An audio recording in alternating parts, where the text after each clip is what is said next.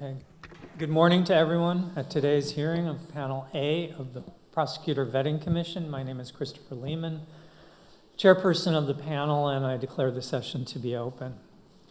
The Prosecutor Vetting Commission is established under Law 252 on the external evaluation of judges and prosecutors. Law number 252 establishes that this commission will undertake an ethical and financial evaluation of prosecutors who are identified in Article 3, Paragraph 1 of that law as subjects of the evaluation.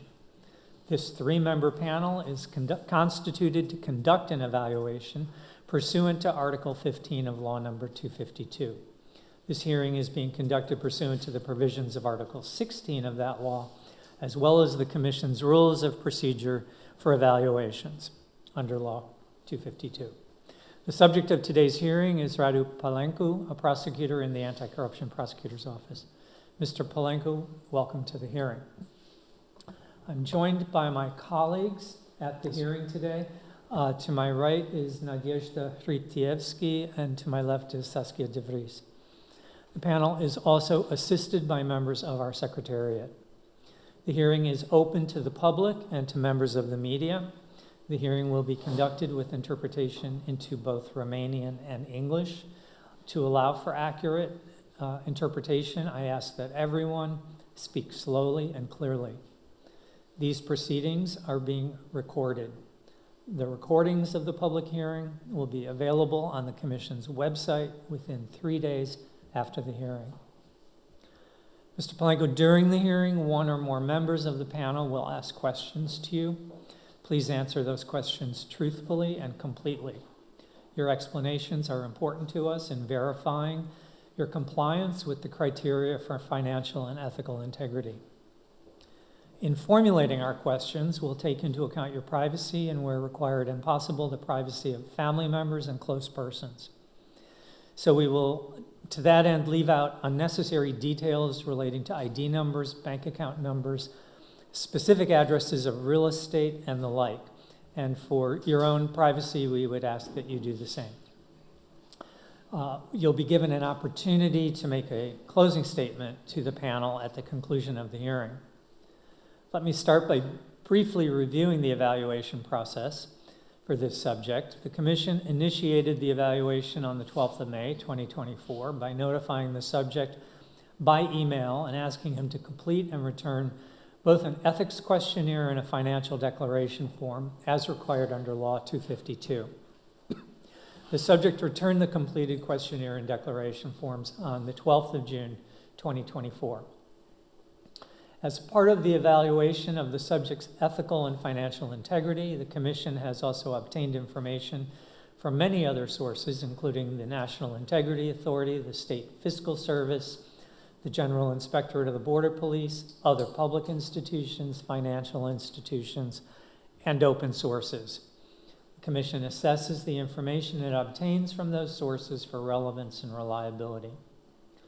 This Commission also sent you 3 rounds of questions. Those were on the 16th of January, 2026, 13 February, 2026, and 25 February, 2026. You responded to all of those. On the 27th of March, 2026, the panel notified the subject of today's public hearing and further advised the subject that the panel, after the analysis of the accumulated information, did have certain doubts to discuss with you. Those doubts were detailed in an annex to the hearing notice that was sent to you on the 27th of March. Mr. Palencu, thank you again for appearing today. I will begin with 2 short questions that we ask all of our subjects, and we ask you again to respond in a complete and truthful manner to those questions. First, I'd like to just clarify if you wish to make any additions or corrections to the information and the answers that you've provided to the Commission up until this time.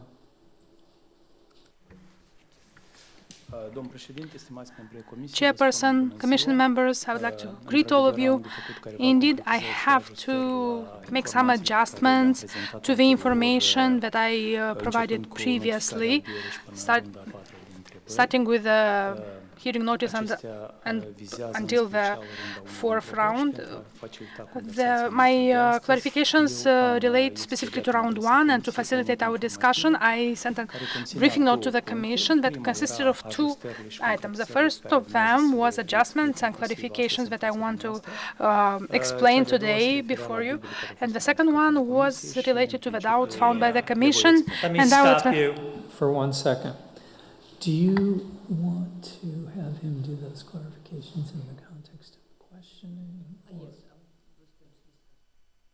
Okay. Do you want to start with your questioning then first? Yes. Okay. So, Mr. Palencu, given that you do have clarifications, Ms. DeVries will be asking you questions, and I think rather than have you just go through a list of things that you now want to change on previous answers, I think it might be clearer if we do that within the context of her questioning. Let me ask you a second question. With regards to the ethics questionnaire and the formal declaration that was filed on 12th of June, is that accurate as of today? Yes, that is accurate. Okay, then let me give the floor to Ms. DeVries, who has questions for you. Certainly, if we don't cover everything that you want to make sure is included in the record, there is as much time as you need to do that.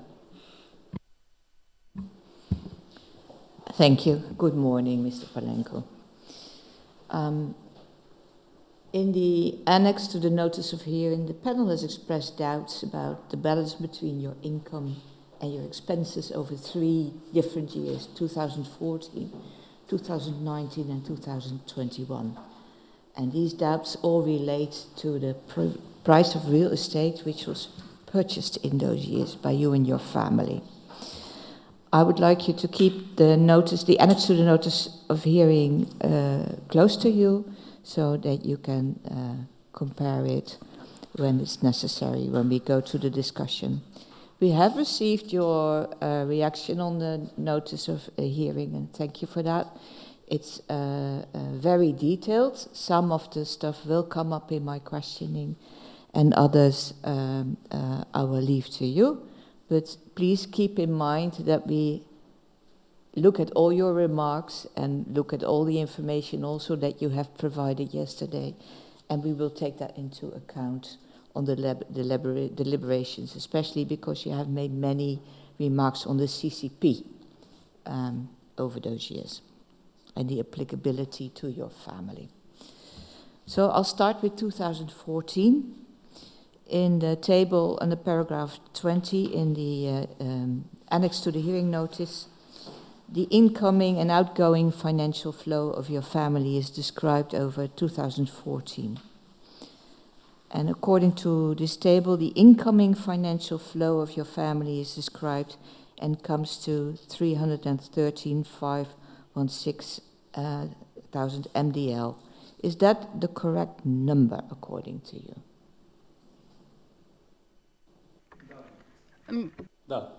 Yes, I confirm. There's one thing that is still left open, and I would like to discuss it with you. There has been some questions and answers over the your net income from your salary over 2014. And in the end, you have sent us a confirmation from the General Prosecutor's or the General Prosecutor's Office, and then it was established that it was around about 80,000 MDL. We checked that with the income that you had on your bank account, and we are missing 5,000 MDL. Is it possible that you have received some payments in cash over that year?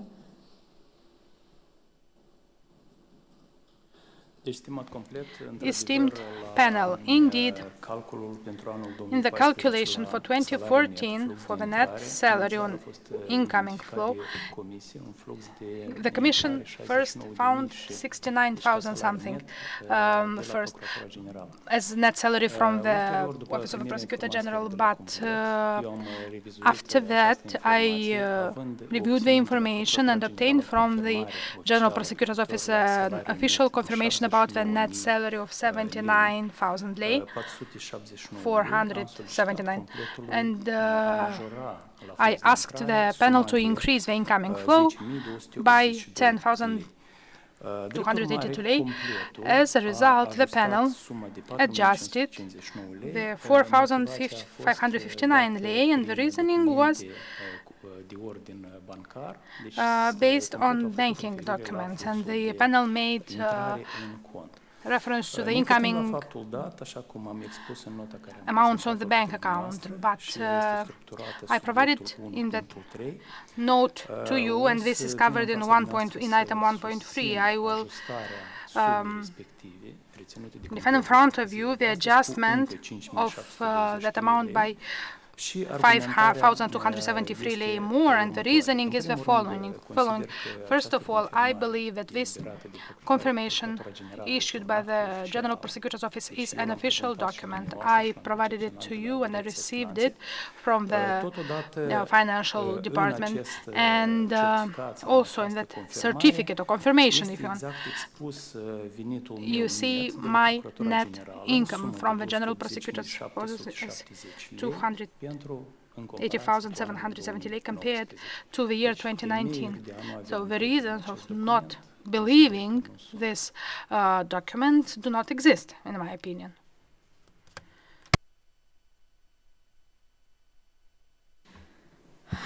In the same table, there is the outgoing financial flow, and over that year, which comes according to the panel to approximately 485,000 MDL, because the panel at this stage has doubts about the price of 200,000 MDL, which according to you was paid for the purchase of a 4-bedroom apartment of approximately 80 square meter in A Street in Kahul, where you live.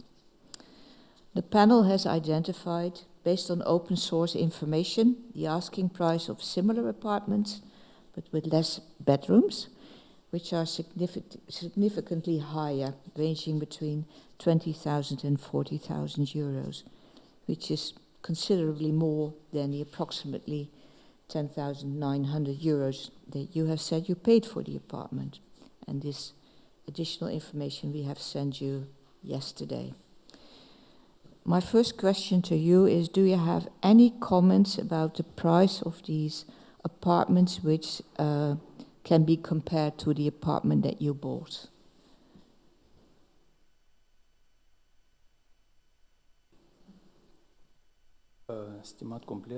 Esteemed panel, I believe I will start by saying that there are several figures in the outgoing flow for year 2014 that I disagree with, or that I reasonably think that they should differ from what is written in the table. Now I will specifically focus on the price of the apartment found by the Commission from open sources in an amount of more than 372,000 lei, as I explained previously, and I will explain in today's hearing as well. This apartment I purchased on 6th of August 2014, and the source for purchasing this apartment was selling another apartment on the same day. I'm sorry, I have to stop you there because you're not answering my question. We will get to the price that you paid and your explanation, but my question at this moment is, do you have any comments on the prices of the apartments which are comparable to yours?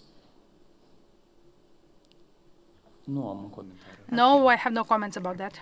Then if you don't mind, I will come to your statement, and which you have made in the rounds of questions, and then you can add to this, of course. What you have said in the, and this is an answer on round 3, regarding the factors that justify the lower contractual price. First, I would like to mention that the apartment was purchased in an extremely short period of time. You have said at that time you wanted to increase the housing space of your family, and you found out from a neighbor that an apartment was urgently sold because the person who was living in it wanted to move away. And you have said, the owner told me that he was pressed for time and would like to move as soon as possible if I paid him the full amount. Is that correct? Yes. Now, what was the full amount? What was the asking price of the owner? 200,000 lei, as it is written in the sale and purchase contract. Okay.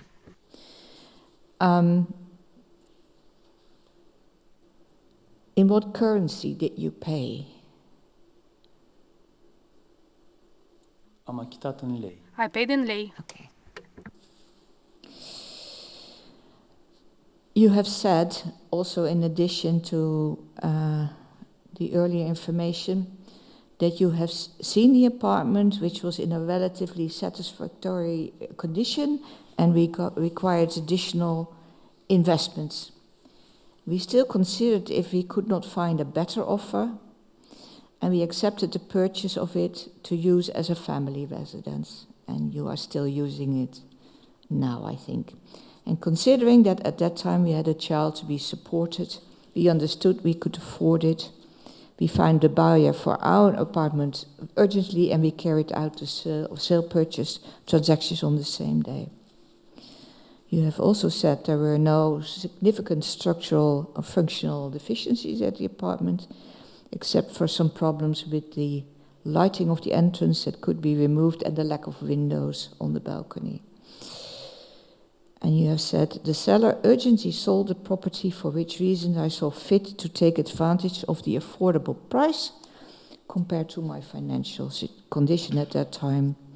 And the price of the transaction, you say again, was influenced both by the speed of the transaction and by the need for investments that I was going to make later. Is that correct? Yes, that is true. Okay. Can you give the panel some more information on how you met the seller and at what time and how the negotiations went? Yes, as I explained in my the apartment where I was living at that time, it was smaller. It was the neighboring house, the same yard, we can say, and just being outside with neighbors, I've heard that the gentleman wanted to sell that apartment as he was moving away. Then I approached him, I talked to him, and that was it.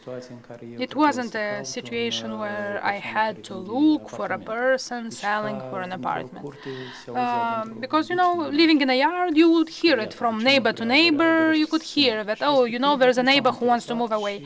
So I heard that, I tried to find out more, and I talked to this gentleman. So it was, you talked to him, you had a look at the apartment, he said, I want 200,000 lei for it, and that was it? Yes, I went and saw the apartment. He told me that he's selling it urgently, and that's when we agreed on that amount. Otherwise, well, that amount for my family, at that point, I deemed to be accessible, affordable, because I was selling the apartment where we were living and covering the difference. The panel can understand that there was some urgency on your side to buy a bigger apartment. Does that mean that at that time you were looking for apartments?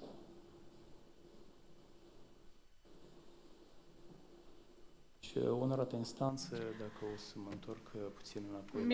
Honor, going back to year 2010, the apartment where I was living and I had to sell it for buying apartment number 16 on the 31st of August Street was actually a smaller apartment. And as well as time went by, I moved from a small apartment to a larger. So I changed 2 apartments to get to a larger apartment. And it was a normal wish of my family to get a larger apartment. The family was growing, we needed a bigger surface. This apartment that we discuss now is the residence, my residence to this day, and I believe as a surface. It is it is enough for a family of 4 members, and I don't have any intention, at least in the nearest future, to change it.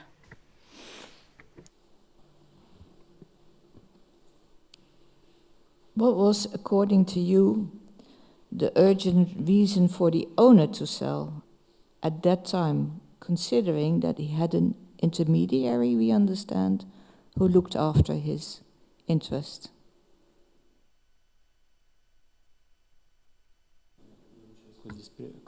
Sorry, what intermediary you're talking about? Wasn't there someone who would be representing the seller?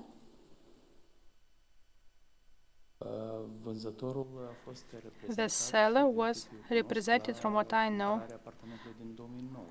when the apartment was bought in 2019 by a person, and I provided the statement of that person. But with this specific apartment, I don't remember. I talked to him in person.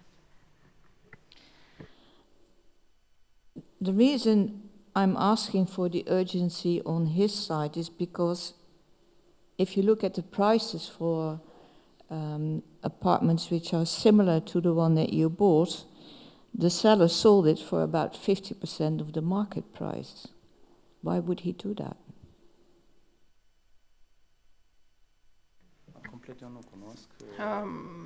Esteemed panel, I don't know that. The only thing I know is that he sold that apartment very urgently. And I took advantage, I could say. That would be the right words, because I don't know if that's the right wording, because I had to sell my own apartment and to cover the difference for buying this apartment. So it was my salary, and my wife's salary. You gave 2 other reasons for the price of the apartment. You have said that the apartment was not furnished and in an older building, which was put in operation in 1986. And you also mentioned that you have understood that the longevity of the construction of the building is about 60 years, taken into account the active seismic zone. Is that correct? Yes, Your Honor, it is correct. This is correct. This was the reason, among other things. Now, you have said about this apartment that you had not conducted a thorough analysis of the real estate market at the time of the purchase. And the panel wonders how you know that these factors played a role in establishing the price. Could you comment on this?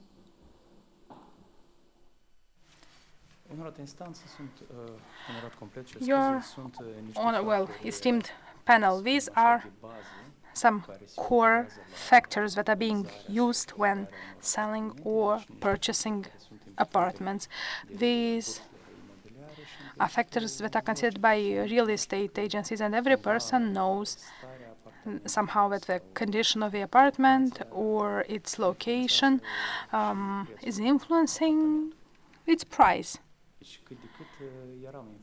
So I was informed to some extent because I owned other apartments before that I purchased.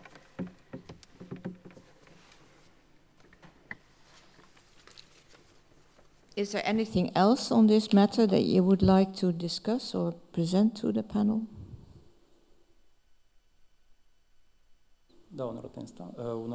Yes, honored panel. Since we are discussing this topic, and this is one of the doubts that was found for the year 2014, with your permission, I will speak about it. As I mentioned, the purchase of this apartment took place as a result of money from selling the apartment on the same day by our 3 family members, and covering the remainder with financial resources of our family. This was possible from a financial point of view And if the price of apartment was 372,000 lei, as you were saying, it wouldn't have been affordable to my family, and probably we wouldn't have purchased it. And I would like to tell you that it's seldom that you make two transactions on the very same day, but for my family, it wasn't a first time, because as I mentioned in the explanatory note regarding the doubts in your hearing notice, the apartment that I sold on August the 6th, 2014, was an apartment that I purchased on September 14th, 2010, and on the same day, 14th of September, to buy that apartment, I sold another apartment that was located in the same entrance of the same building. It was one store higher, and it was a one-room apartment. So on September 14th, 2010, when I purchased the two-room apartment, my child was 6 months, and it was really needed to have a bigger housing area, to be living more comfortably. Also, as a result of information received from the panel, this amount of more than 372,000 lei estimated and included into the calculation as an outgoing financial flow would be a result of the data provided or collected from a real estate agency that I will not state the name of, but in the case materials that I received on the 31st of March, I don't find any information from a real estate agency, Lara, for the apartment in Chisinau, that we will go back to a bit later. Out of curiosity, I went to the portal of that real estate agency, and the information that was provided by Lara I couldn't find, not in the archive of that real estate agency, not in their direct portal. So I don't know what were the prices of apartments. And as I mentioned, indeed, that apartment was negotiated between me and the buyer at the mentioned amount, with the investments that were mentioned. In the outgoing financial flow for the year 2014, expenses related to renovation that I have described in detail in round 3 and round 4. Are there any questions? Yes. Brief question. Before selling the apartment in 2014, how long were you looking for a buyer? How long was it, let's say, out on the market? It was not placed on the market. It was a matter of 1 week at most, because the apartment, if I remember correctly, was purchased by some young people who were there on vacation from Italy, if I'm not mistaken, anyway, from a European country. And so they were interested to buy. We found each other, sold the apartment, and I immediately purchased the apartment where I continue to live to this date.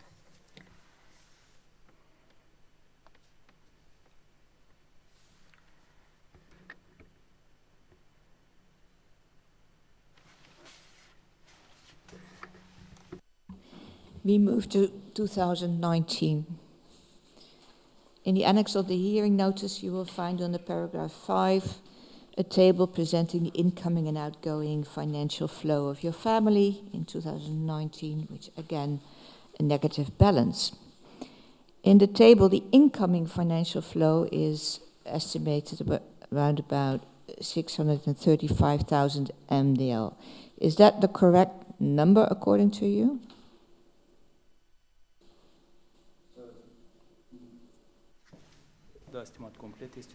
Yes, that is a correct amount, only that I will make some adjustments now regarding that item that is regarding withdrawals from the deposit with Exim Bank and the bank savings in the beginning of 2018. I think there might be a typo, but that was supposed to be 2019. Maybe I can save you some time because we looked into the withdrawal of the Exim Bank and we agree with you. So we're going to adjust that. So, but you had another item.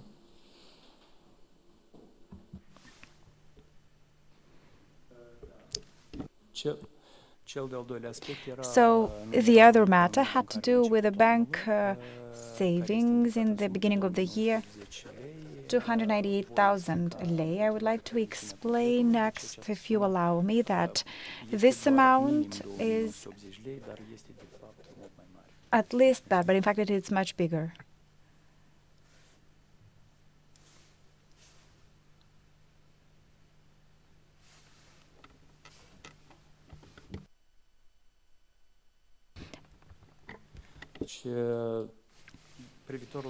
With regards to the amount in terms of cash savings in the beginning of 2019, I would like to go back to some adjustments now that I wanted to initially explain, so regarding these amounts. In the first round of questions 1 and 2. For that, I provided information with regards to the balance at the end of every year, starting with 2012 all the way through 2023.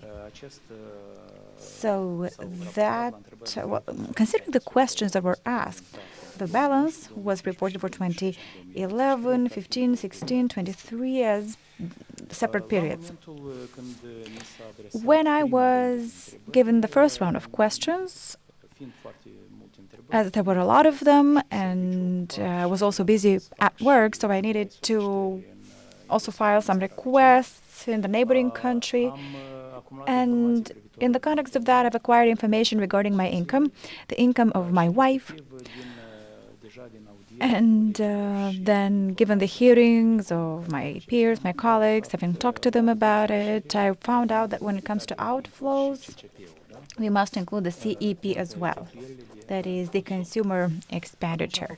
So I put together some numbers at that time, the inflow minus outflow, and over the years, given that that was quite a long period of time, I had to think and remember what expenses I've incurred, and at that time I was staying in the 2-room apartment, and I have thus put down those amounts.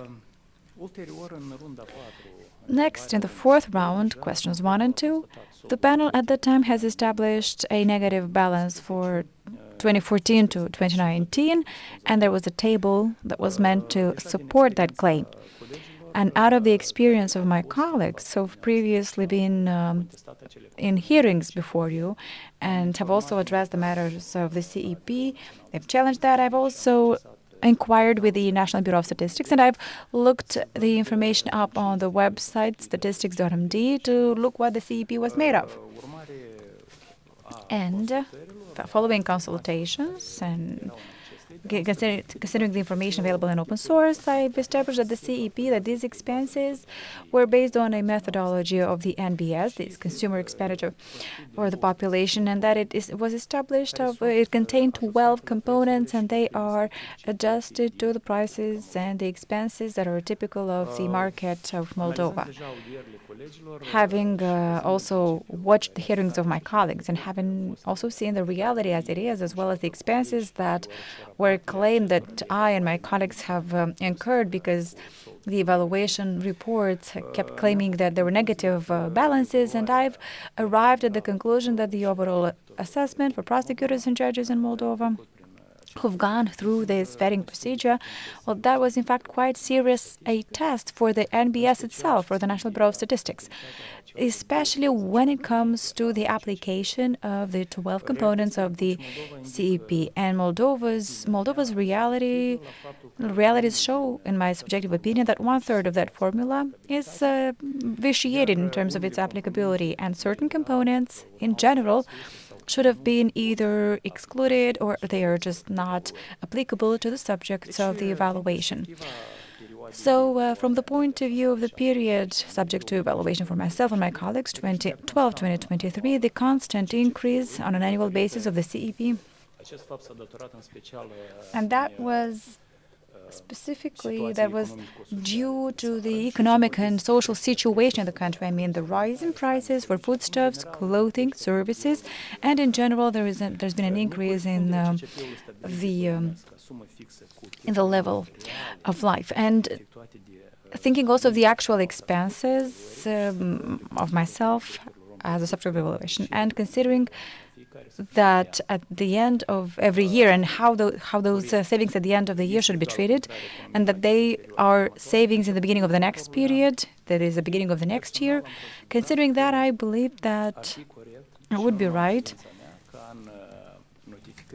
and not just about myself, that the final notifications that are given by the Commission regarding subjects, that should contain all the balances for the years 2012 through 2023, regardless of whether they are negative balances or positive balances, because the savings related to CEP in a year, for the current year, so that allows the subject to spend those funds for other needs of the family, or unavoidably they would be regarded as an amount that enters the next year, and that again is reflected according to the tables that were made available. They appear in the incoming flows.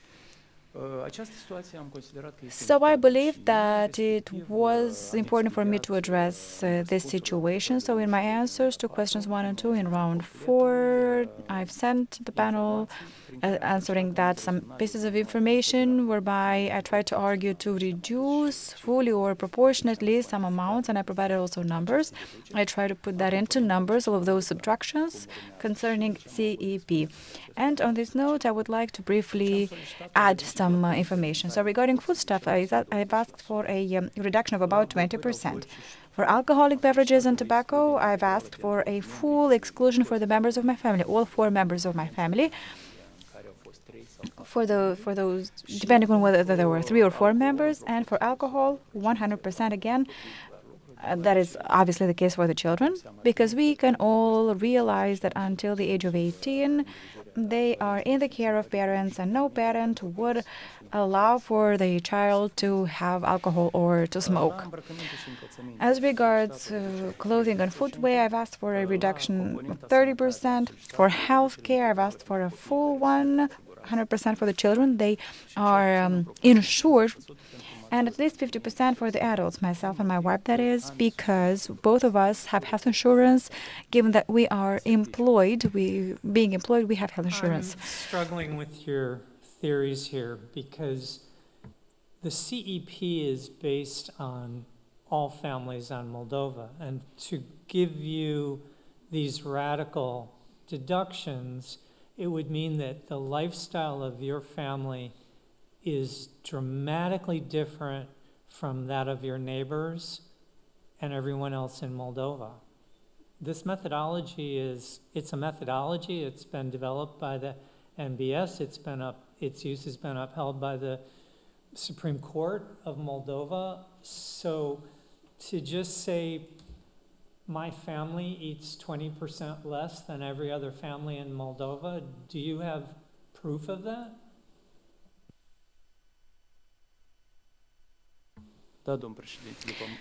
Yes, Chairman, as I was explaining, in this regard, I was going to be indeed very brief, but then I would be addressing items subject 1 and 2, and that I think will explain the need for myself as a subject of this evaluation, the need to have those deductions as I have requested, and I will provide the evidence that I've also in fact made available during the, in my answers to the rounds of questions, and there were different sources where the panel has obtained that information as well. Now, regarding transportation, I would like to make a correction. In the information that I've written, there was a typo, an inadvertent mistake. I've requested for a full deduction, because I did not need transportation and the children and for myself.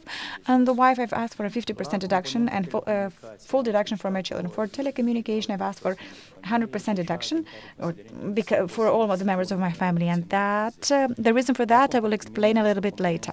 As regards miscellaneous. So you're asking for 100% deduction of telecommunication, meaning no one in your family has a phone, no one watches television, no one has access to any Wi-Fi of any kind. Is that what you're saying? De procente reducere? Când am solicitat o reducere la telecomunicații, m-am referit... No, that was not about telecommunications. I meant mobile phones. Deja este de să dea soluție completă în ce proporție poate fi. Well, the panel can decide on how much a deduction there can be, because I've argued that as regards mobile services, I had a subscription with the prosecutor's office, and that was being deducted from the monthly salaries. And my wife would pay for mobile services through her job as well, the law firm, that is, the law firm would cover it. So that was deducted out of the expenses. And you have no Wi-Fi at home? Yes, of course, we have Wi-Fi at home. That's We also have a TV set. Yeah, those are telecommunication services. Well, then I can make an adjustment here, and I will just focus on the mobile phone services, or maybe I misunderstood what was included into that. Just for clarification, all communications, including the personal ones, all personal communication you engage in is also through the number paid for by the prosecutor's office. Isn't that in violation of the rules? I mean, your work-related phone is to be used for work-related purposes only. What about your personal communication outside of work? Don't you have a personal number? I have only one single number from the Office of the Prosecutor General, and my package allows me to communicate with all operators of mobile phone services, so that is a very complex package. I talk to members of my family as well, and as I said in the previous rounds. And at the Office of the Prosecutor General, we were allowed to have multiple numbers in the corporate network for family members, which is what we did. So this matter, well, this is not a secret. My wife had such a corporate number, but she does not have it anymore. My child has such a number that I pay with my monthly income. So that is deducted, to put it like that, from my... So that is specifically the question. I mean, you are contradicting yourself right now. That is, in fact, communication expenses that are reflected in the methodology. I mean, if your work phone number, many people have that, and that is supposed to be used for work purposes. Every person also has personal communication. And just now you confirmed that you personally pay for that. Is that right? Isn't it? They are deducted at the end of every month out of my income that I receive at the Office of the Prosecutor General. So that's like a subscription, a package. Yeah, but you just said you paid for your son's telephone.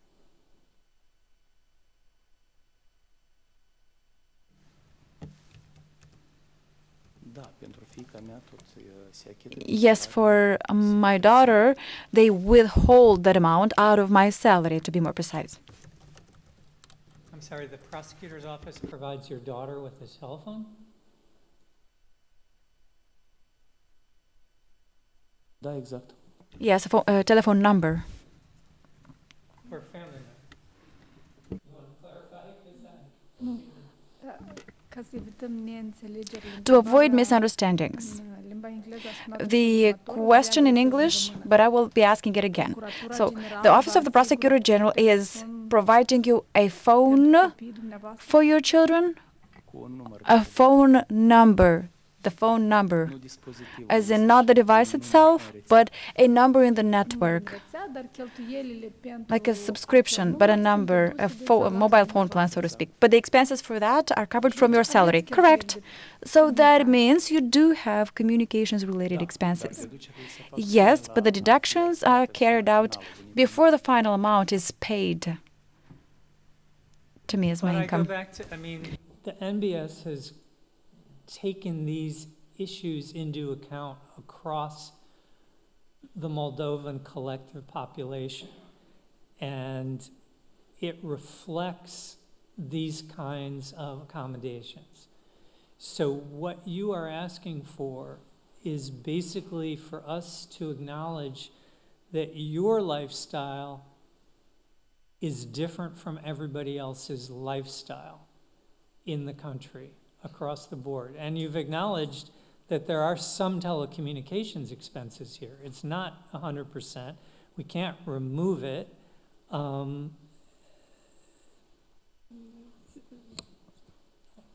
Proceed.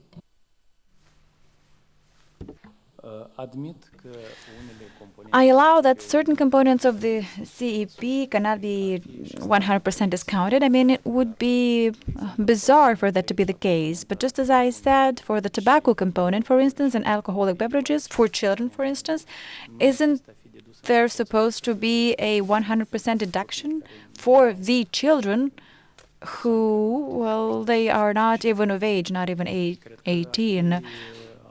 So that's why I think this is absolutely necessary to take into account, is quite reasonable and argued, I believe.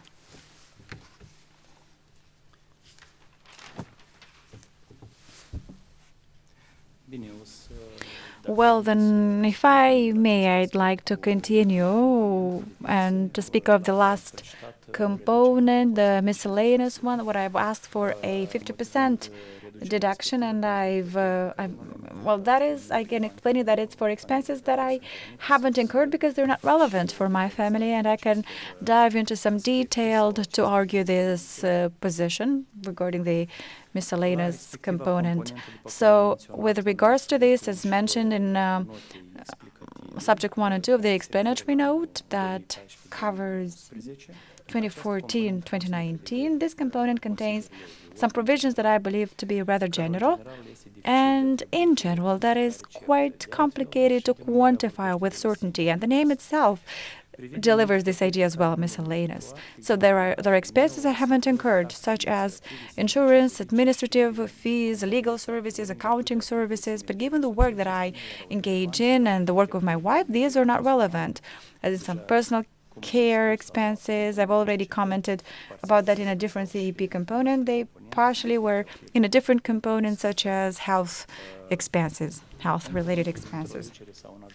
You asked for 100% deduction on the healthcare expenses, and now you're also asking for us to excuse personal care expenses. You're presenting us as a well-groomed person, so presumably you spend money on shampoo and shaving cream and razors and deodorant and soap, and so does the rest of your family. So I can't excuse these expenses completely, nor does the NBS.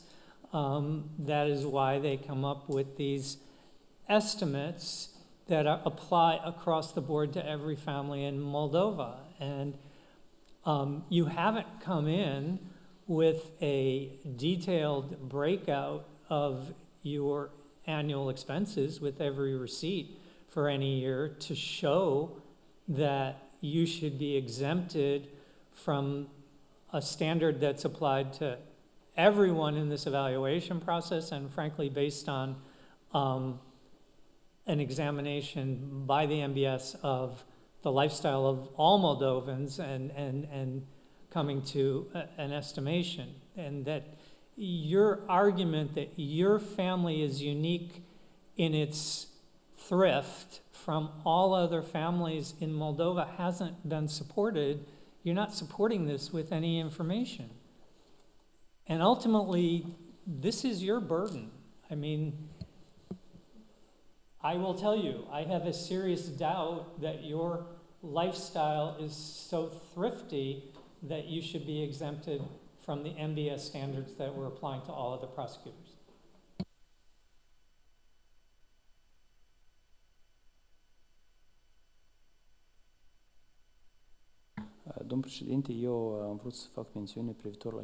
I wanted to make just some comments regarding the CEP components. With regards to them, I've asked for some particular deductions, and as to whether those discounts will be granted or not, that is up to the panel to decide. Because certain components, they were explained before as well, but they were not taken into account at the end of the day. Regarding this matter, this component of miscellaneous, a discount of 50% with regards to legal services and accounting services, for instance, that has to be granted, as I believe it to be reasonable. But though I don't have evidence indeed, as in that evidence as to whether or not I incurred other expenses that might be outside of the vision of the panel, or that the panel would believe that that should not be deducted in any way.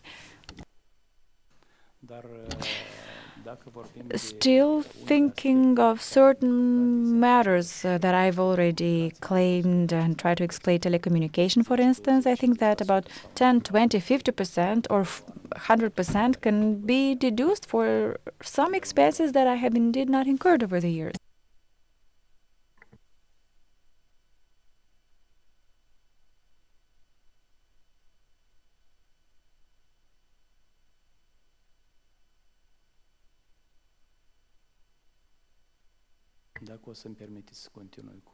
If I may continue regarding the CEP components.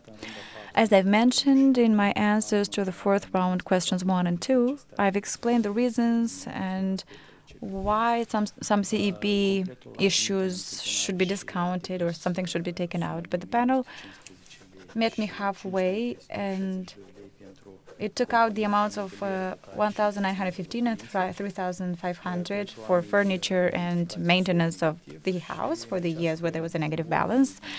And in this train of thought, taking into account the fact that there was question 21 in round 1, and I've answered the question of the Commission regarding the expenses that I've had, or let me put it like that, investments in the apartment that we're staying in. I think that it is reasonable to exclude those expenses for that component. For 2015, the amount is for different years, just a second. So the initial amount was 2,000 for 2017. That was 2,617 lei. For 2018, that was 2,813 lei. For 2020, 5,900 lei, and for 2022, a full exclusion of 6,749 lei. So these are the amounts that came out of the application of that formula for that component, and the expenses that I've shown for furniture and home appliances, etc., for fitting out the apartment, they are above those expenses. So I believe it is reasonable to exclude it. As I've mentioned, now regarding answers provided in round 4, questions 1 and 2, and the explanations I provided to you today, so the reasonable request to reduce the CEP, I've already detailed them for the year 2014-2019. Those years were identified to have a negative balance, so that is applicable to that entire period, 2012 through 2023. We can see that the CEP components in that period of time, they did not change dramatically from one year to another. There's just been, they have been increasing when it comes to the average monthly expenses per capita. So the last amount, the final amount for the CEP for every year, that would depend only on the number of the family members and on whether there are children in a household or not. So, for me, that formula works for 2015, well, for 2012-2015, multiplied by 3, that is, there was 1 child in our household, and then 2016, 2023 multiplied by 4, given there were 2 minor children in the household. So can you give us the precise CEP numbers that you say should be used for 2014 through 2024?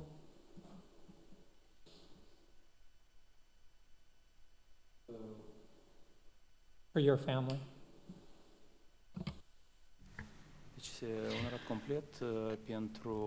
So for my family, the deductions from 2012 to 2023, or 2014, 2023 to be more precise, which is when we bought that apartment number 16 in Cahul municipality, and when I began making investments into it. So that would be... I don't think you understand my question.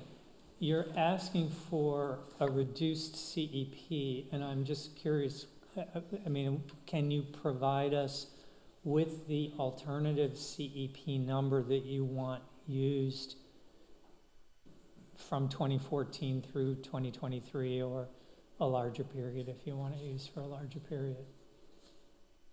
Do you have a number?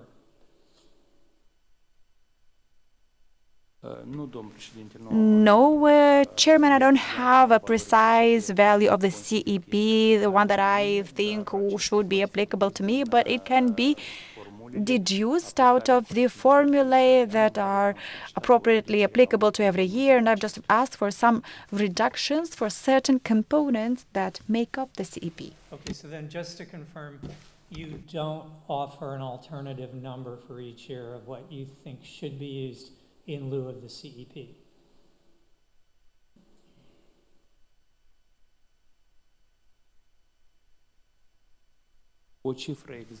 As for a precise amount, no, I don't have one. Thank you.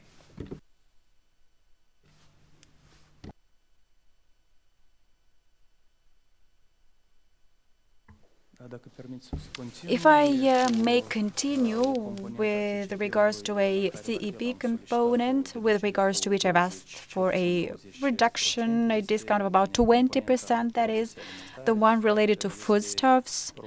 And this is, I think, the one that was most frequently subject to discussion as far as the CEP is concerned, as far as they've managed to figure out. And the reasoning for that, the reason why I am asking for a 20% discount, that would be given that, considering the answers provided to question 1 in round 2, from 2012 through 2023, I've been on 52 trips to Romania and Ukraine, specifically to purchase foodstuffs, detergents and personal hygiene products, because they were cheaper on average by about 20%. So thinking also of the exchange rate, which was quite advantageous, and thus the totality of these trips was divided by myself by years. Most of them were in 2015 9, 2016 4, in 2017 7 trips, 2018 11 trips, and 2019 8 trips, and 2021 1 trip only because of the COVID pandemic.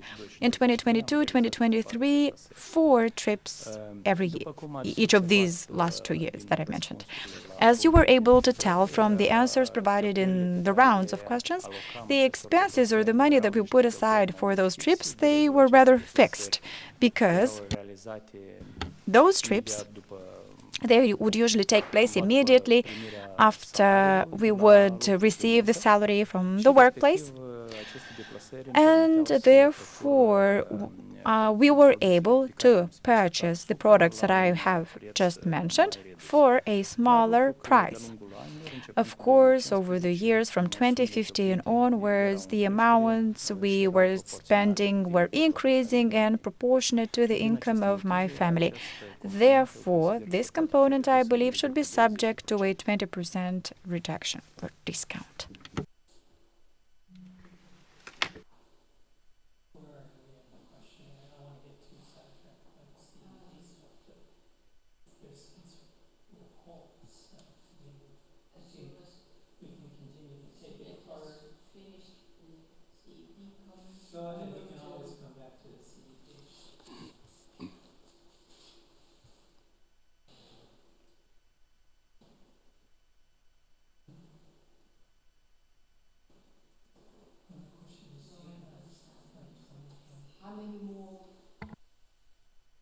How many more remarks do you have on the CEP? Because I would like to move on to the second apartment. Do you have additional comments on the CEP?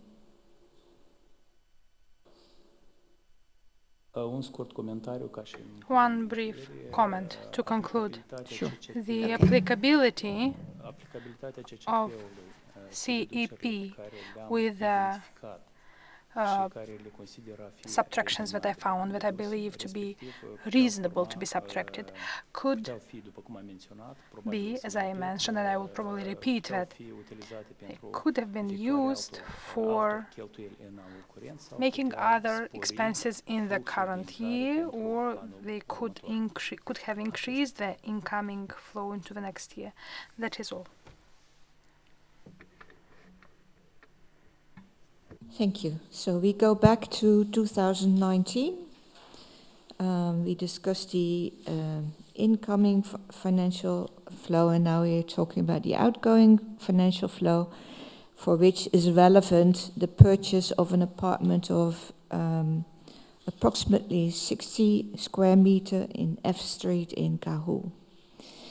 You have stated and provided documentation that the purchase price was 150,000 lei, which is approximately 7,600 euros. And you say, this is the price that I paid for the apartment. The panel has identified, based on open sources, 4 apartments in Kahul of the similar size, which were sold in the same years, and comes to prices which are much higher, which are like between 22,500 and 28,000 euros. And we have sent you that information. My first question is, do you have any comments on the prices of these apartments which were compared to the apartment that you bought? No, esteemed panel, I don't have any comment about the price of those apartments. You were asked in the rounds of questions why there was such a difference between the contractual price of the apartment that you bought and the market price, and you gave the following statements. And you have said that you at that time did not consult the real estate market in detail at the time of the purchase. And that is because you found out from an acquaintance that a person living in the Russian Federation urgently wanted to sell his apartment, which was in deplorable condition, and that was what you were looking for, basically, as an investment, we understand, and you did not intend to buy an apartment in perfect conditions because you probably could not afford that, and you already had a house. And you have said of the purchase of this apartment that it was made spontaneously, as was in the case of the apartment that you bought in 2014, and it was because of the convenient price. And you have said at the time of the purchase, the technical condition of the apartment was disastrous. No repairs were carried out. From the moment it was put in operation, the heating system was faulty and did not work, and according to you, it was impossible to live in the property as it was in that state. You have sent us 2 photographs of that apartment. The panel has seen the 2 photos you have sent, but notes that these photos only show a dated apartment. The panel cannot deduct from the photos that there were major deficiencies in the apartment or the building. We have asked you for documentation on these deficiencies and the improvements you have made, but apart from information on the windows and the boiler, you were not able to provide us with additional information. Is that still the case? Or do you have additional information on the state of the apartment?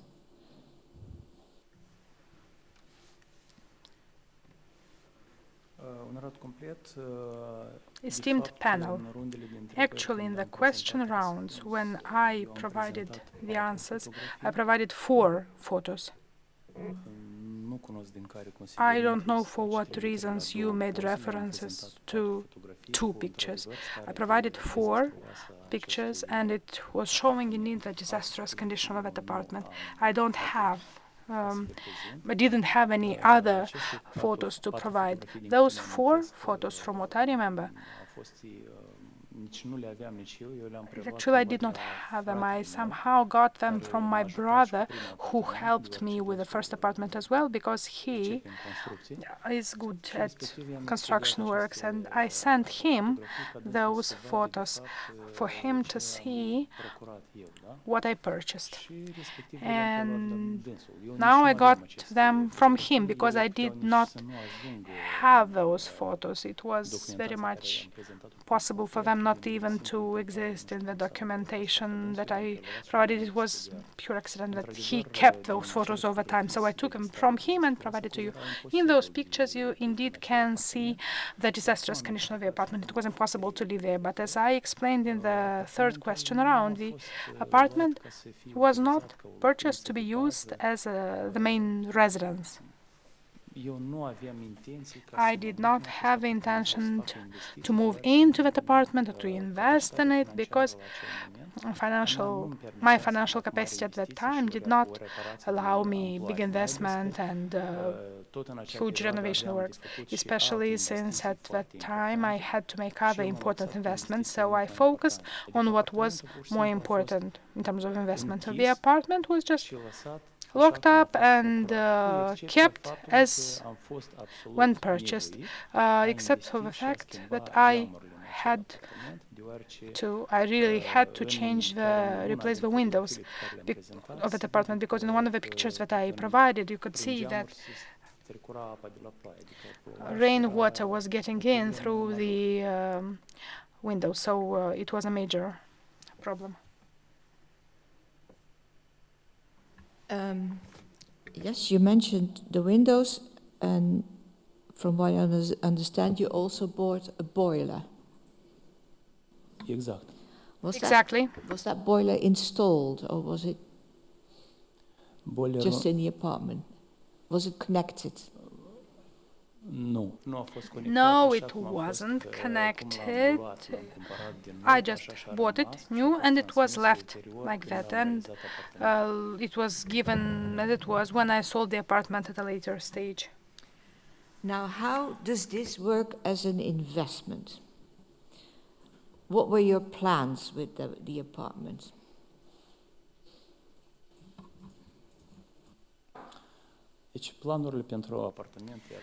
The plans for the apartment were the following. It was a real estate investment. First of all, it is a long-term investment. Secondly, at that time,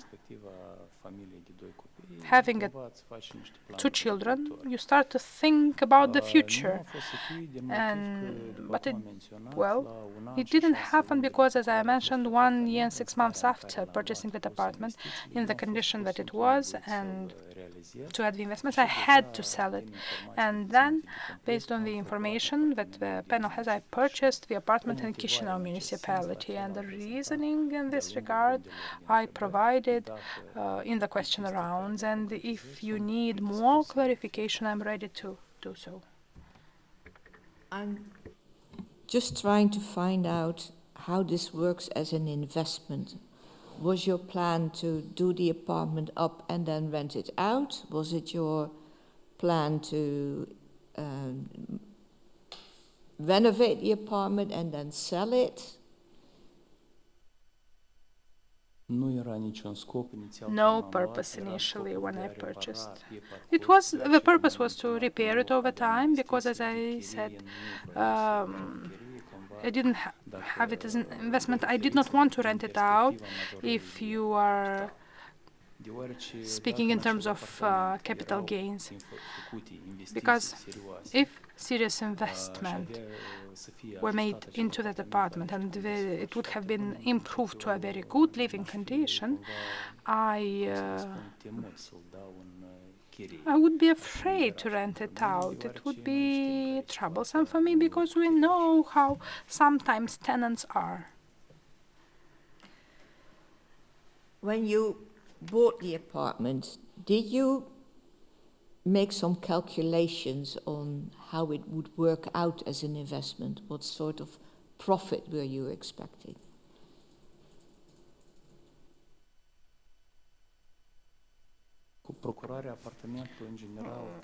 When purchasing that apartment, I did not expect to make a profit on it.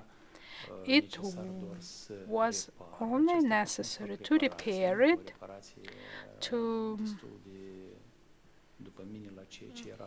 in my opinion, given the condition of the apartment, that would have been a quite expensive renovation. But it wasn't a hurry, and that apartment would be left for one of our children. That was the purpose. It was an investment for the long run. Okay. With regard to the price, you have stated in round 3 that if the necessary repair had been carried out in that apartment to ensure a decent life for a family, then you think the value would have been within the limits of the prices identified by the Commission. Is that correct? Yes, esteemed panel members, I believe that thinking about the investment to improve the apartment, probably the price of that apartment, after all, repaired in the way I see a renovation to be done, I mean, doing everything from scratch, then that apartment with all the furnishings would probably reach the price, the respective price. When I speak about all furnishing, I also mean living conditions that would allow a family to just move in and sit, eat, sleep. So something that would be entirely furnished and having all the appliances, connections, and so on. I asked you for the first apartment how you negotiate the price on that apartment. Can you tell me how this went with regard to this apartment? How were the negotiations on the price?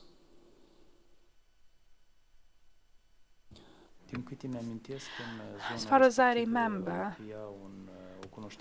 an acquaintance of mine was living in that neighborhood. We doing sports together, and he told me that an acquaintance of him, a person from the Russian Federation, came because he needed to sell his parents' apartment, and he told me he was selling it urgently because he did not have time to stay long. And this is proved by the fact that when the transaction was concluded, there was someone authorized by him. He didn't even have enough time to stay in Moldova. He had to leave urgently. And the negotiation, well, I saw the apartment, and it was my wife who dealt with the negotiation because she had more free time for that. She's also a lawyer by education, and it is the specific nature of her work. Was there an asking price?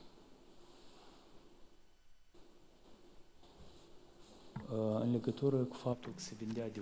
as it was being sold urgently, we agreed on the price of 150,000, which coincided with the cadastral price. The seller, who was from the Russian Federation, did not have interest for waiting along to sell the apartment. He just wanted to get the money and leave. This is what I understood. Which leads me to the same question. If you look at the apartments which we have used as a comparison to the one that you bought, the price is considerably higher than you paid for it. So why would the seller do this? Why would he could have sold it for a much higher price? Esteemed panel, I apologize, but if you make reference from a personal file, because I know if you have such a certificate about prices for similar apartments, maybe I omitted something, but I did not see it, so I cannot comment, as I mentioned. But if we talk about the real estate, about agency, that I was informed that the prices for similar apartments were offered by a specific agency, which are significantly higher. I couldn't find that information in the case file. If I'm mistaken, tell me please what's the page number, the number of a document in that in the folder with materials, so that I could find it. We have made a reference to it because we sent you the link to the offers made for similar apartment, and we have sent it to you yesterday by email. The link was already there. Something wasn't sent yesterday. There was an omission. Sorry, microphone? Does that make sense? My apologies. We will send it to you again, and then maybe you can react on it later. I just heard that apparently it was not sent to you. So I'm sorry about that. We will send you the additional information. Esteemed panel, He has the link. It's only the. Do you have the signal app? Yeah. Yeah. No, but I cannot do two things at the same time. Yeah. Always email it. if I may, in the third question round, after I received the questions that I was supposed to answer, I asked through a message, I asked the panel to provide the source of the price of apartments in Cahul. I received information with the bank statement that showed the end-of-year amounts and the reference to the name of the agency that was consulted in order to establish the prices. I accessed a real estate agency from Cahul municipality, and surfing on the portal of the agency, as I mentioned, as it was in case of Lara, for instance, I couldn't find complete information about the prices of apartment. Despite that fact, even, well, if, as you want, you send me this information, I don't have a comment about similar apartments from Cahul municipality found at a higher price than the one I purchased the apartment for. I just know what I paid for the apartment and what investment I was supposed to make in that apartment. I have no other comments about it. Just to clarify, I believe you were sent a link to a platform that lists comparable sales in Cahul. You have that link, so that should provide you with access to a survey of comparable sales.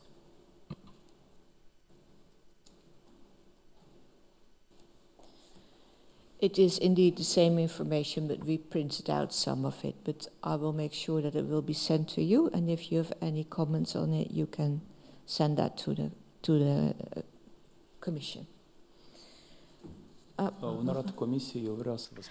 Esteemed Commission, I just want to say that I have no comments about that information. Anticipating the fact that the Commission will send me those documents, I can only say that I will not have comments about them. We will send it to you anyway, but it's of course up to you if you want to give a comment. Is there anything else with regard to this apartment that you would like to discuss or present to the panel?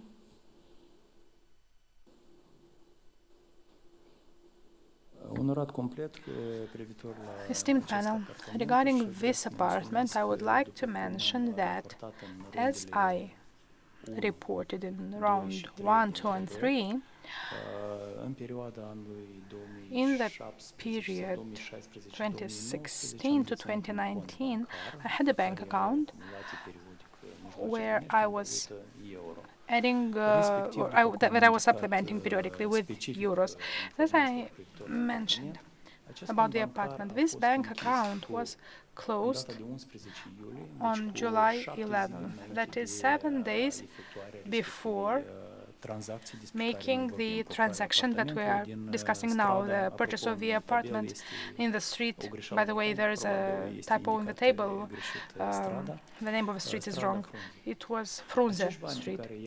The money that I took out of the account when I closed it on July 11th, 7 days later, was used to purchase the apartment. Sorry, they were exchanged and used to buy the apartment. As I mentioned, at that time, I needed to make additional investment that were showed in the apartment as expenses related to the residence and related land plot. That is house and land plot, old house, a donation to my wife. The house is older than 100 years, and there were problems with the foundation, so it required urgent interventions. We needed to reinforce the foundation, and the money that we withdrew, my wife did withdraw from the account, were used to an extent of 80–90% for those urgent works. And it was actually the time for those works to be done, because this is a type of works that you can do only in summertime. And at the same time, we purchased the apartment on Frunze Street. Again, immediately after purchasing the apartment, if I remember correctly, we ordered those windows to be installed as soon as possible. The boiler that we discuss as an investment, I purchased it probably 1 or 2 weeks later, having an acquaintance who is a specialist in that area, and he explained me that at that time there were this new type of boilers on market, and they are very affordable and very durable, long-lasting. And having said that, the investments that I made are presented in the table I showed to the Commission, and the amount of 432,892 lei for that apartment, including the expenses that I declared and showed for that year, of course, did not allow me, not even with that bank account or those amounts in the bank account that were accepted by the Commission in an amount of 240,000 lei, would not allow me to obtain that apartment. The situation is similar to the year 2014. Moreover, to add, actually, an addition that I believe is absolutely reasonable, as I mentioned, that apartment, as I said, I sold it 1 year, 6 months later, urgently, at the same price plus the investment I made, the 43,000 I spent for the windows and for the boiler. The buyer wouldn't have purchased that apartment at the price of 432,000 lei, and the investment that I made, I mean, making it 500,000 lei, this wasn't realistic. So for capital gains, I filed Chat 18 declaration, and NIA checked this in its report, and my wife and I, who are co-owners, we paid the capital gain tax to the state budget. I think we paid around 3,000 lei. That is all. Any questions on this apartment?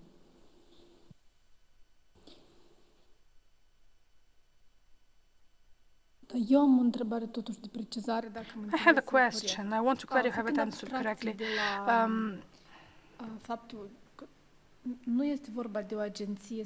Since, well, this is not an agency, but it is a platform with ads, the link that you received, that you will receive some specific ads from there. The question of the panel was, and I want to clarify here,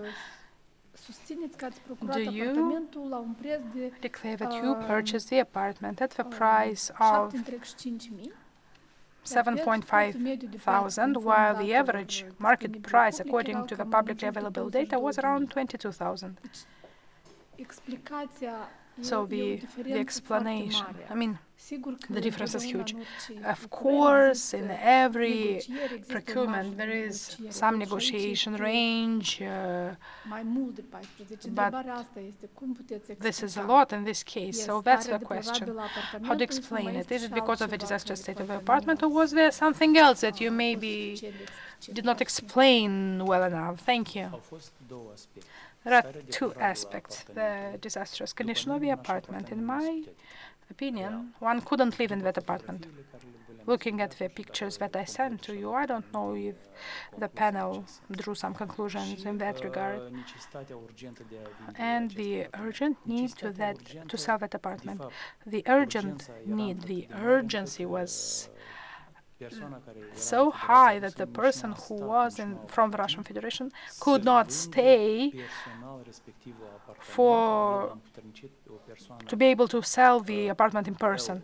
He authorized the person LP, whose declaration I provided to the panel subsequently as proof that she was the person who sold on behalf of the owner of the apartment.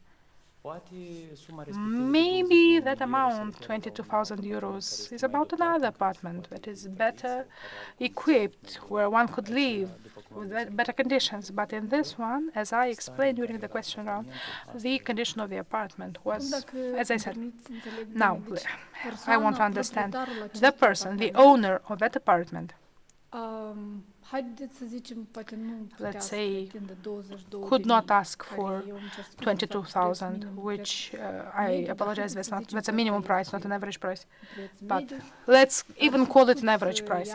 So, but he could have asked at least 15,000, or are you saying that it was that bad, that 7,500? I mean, you are selling through an intermediary, and it is difficult for me to understand selling something urgently, but through an intermediary and still get such a low price. I don't know if we should be talking about another amount, or as you were saying, 15,000 euros. But as long as it's sold through an intermediary, probably the intermediary received instructions from the owner. The intermediary whose declaration, whose statement I provided, probably had some instructions from the owner to sell at that price, and it was sold at that price. I don't know what was the agreement, the understanding between the owner of that apartment, what was his discussion with the intermediary. That intermediary actually represented him in that transaction. I cannot replace the willing. Do you know if that intermediary was paid by the owner for his services, or did you pay something to the intermediary? Do you know something about that? Nothing at all. I did not pay anything to the intermediary. I don't know anything about that. I don't know if there was any financial deal between them, but myself, personally, I did not pay anything to the intermediary. One more question to make sure I understand correctly. You purchased this apartment in a deplorable condition as an idea for investment, but sometime in the future to repair it, maybe sell it, or maybe, do I understand correctly? My intention was to repair it over the years, but as I said, in 2019, the maximum investment to be made in that apartment was to change the windows and lock it up, because I focused on other expenses that were much more important for me. And then in 2020, the epidemics happened, the COVID, and then everything was closed then. And in January 2021, I sold that apartment, hoping to buy the apartment in 2021, because I didn't have other resources. I understand, but the boiler, you purchased it like 1 week after you purchased the apartment in the condition that was deplorable, as you were saying? Yes. Yes. I think it was in the same month. But why did you buy a boiler for an apartment that you say was deplorable? To do what with the boiler in such an apartment? That was a very, very convenient price for that boiler. I bought it through an acquaintance, a specialist in heating systems, and he recommended me that. He told me he had mounted a few similar boilers. So he said they were very good and that the price was good as well. So as soon as I bought it, I've installed it. I did not even do anything about it. It was just like that in those boxes that I bought it in. So there was more like looking towards the future, an investment. In 2019, that was problematic. And then in 2020, the COVID happened, and thank you. Now, I have a hard time following that reasoning. You have said that this was an apartment that you were going to lock up and you would want to do something about it in the future. So this apartment, according to you, was still in deplorable condition, and you put a boiler in it for a few years, not using it. That does not make any sense to me.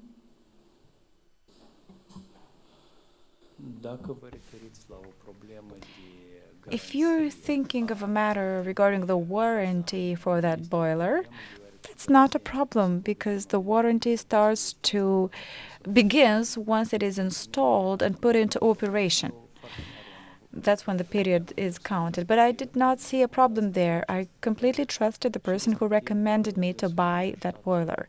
He also helped me out with other works on other occasions, so I bought it. It was not a problem for me. We're moving to the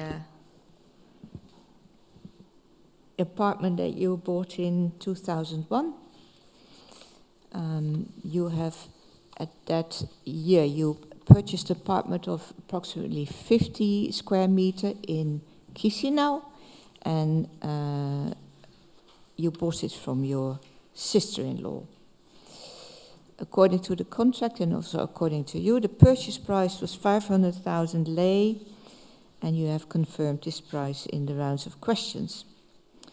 You have also stated that you purchased this apartment from your sister-in-law, who at that time urgently needed money to pay off a new apartment, and you have even sent us a receipt which is confirmation that your sister-in-law needed at that time an amount of 26,500 euros. You have said about this, if I look at what you paid for the apartment and what your sister-in-law owed, it was basically you have bought the apartment for the price which she still owned for the new apartment. Is that correct?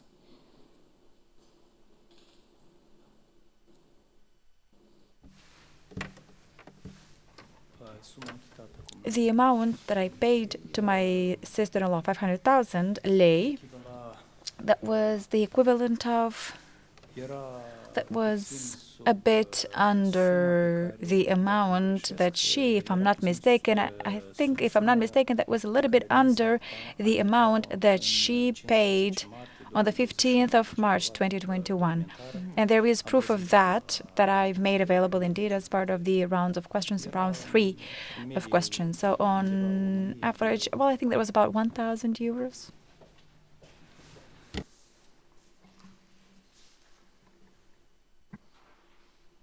What did you mean when you said in the rounds of questions that you could buy this apartment under favorable circumstances? What were the favorable circumstances?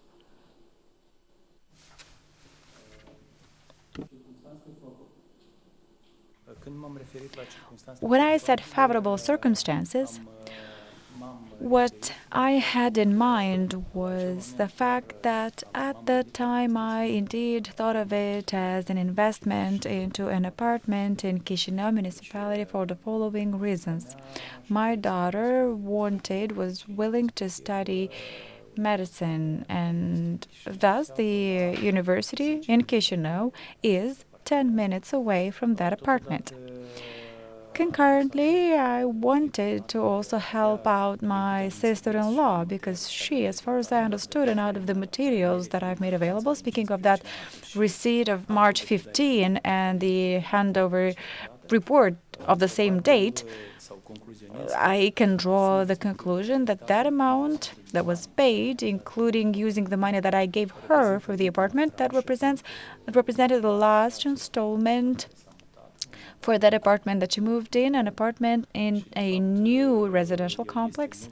And in fact, that was much more expensive. The price of that apartment was not 500,000 or the equivalent of 500,000 lei. She has made some other payments as well for that particular apartment. And when I said favorable conditions or circumstances, I meant that that was a very convenient place, given that it was rather in the proximity of the educational institution that my daughter was to go to. And I also thought it was a reasonable price and that I was able to afford it, I thought. Also, taking into account that I had sold the apartment on Fruzi Street in Cahul.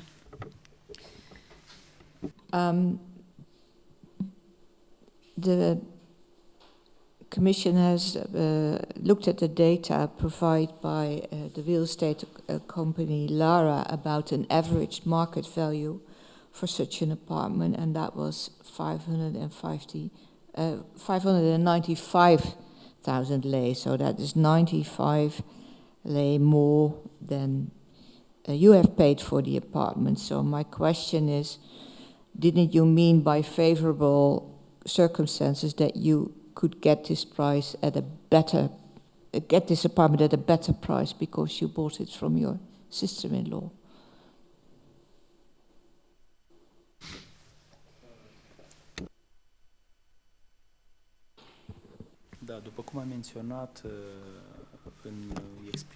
As mentioned in my explanation, in the note that I've brought along here for this hearing, the real estate companies, when they establish the value of assets, they operate with the following factors that are the most important and relevant when establishing the price of an apartment, where it is placed, some other characteristics, market factors, and it just happened that among these factors, they do not put down the need for the seller to sell an asset as a matter of emergency.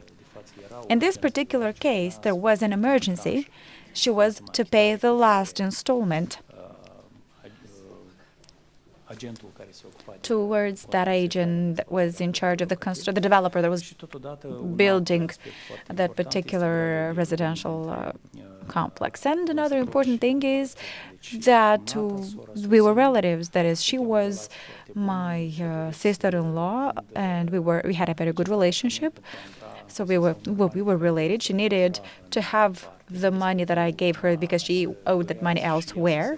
So she too wanted to move into a new apartment, and therefore these two important factors had a role to play as regards this transaction. They, I believe, were of decisive nature, and you will not come across them among real estate companies, regardless of the town, Chisinau or Cahul or Briceni or whatever other place. So it's like a personal factor that are related to our specific situation, and as in any other transaction, there's always the factor of willingness of the person who is selling. In transactions like this, it's rather the seller dictating the conditions, so to speak.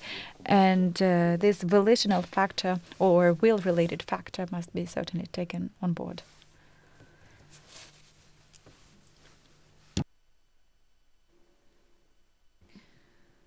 I do not quite understand what you mean by that, because from what I hear now, and please correct me if I'm wrong, you're saying my sister-in-law needed to sell the apartment fast, and there was also the relationship that you had with her, like a good relationship. Does that mean that she gave you a better price?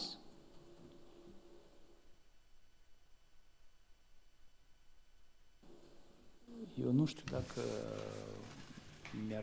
mi-ar fi oferit la I am not sure whether for that transaction she gave me a better price. She offered me a better price. What I know is that she needed to sell that apartment as a matter of emergency, and she agreed to sell it to us for 500,000 lei, because perhaps that emergency was due to the fact that she needed to pay an amount of money elsewhere. So who came up with the price of 500,000 lei? Was it her asking price, or was it something that you negotiated?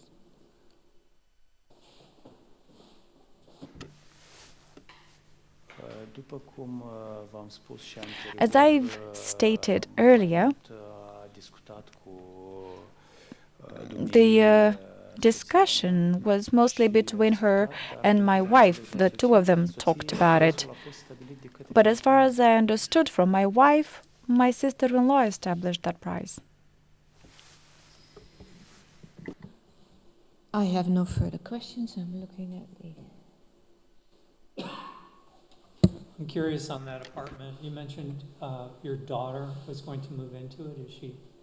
Is she still living there? În prezent, fiica mea locuiește My daughter is currently living in the apartment in Chișinău municipality. Any other questions?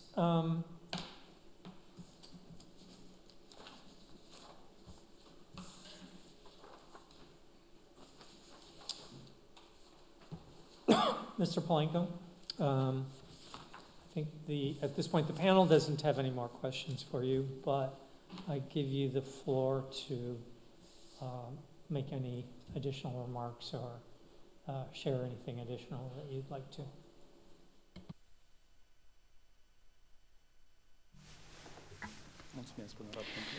Thank you, honorable panel.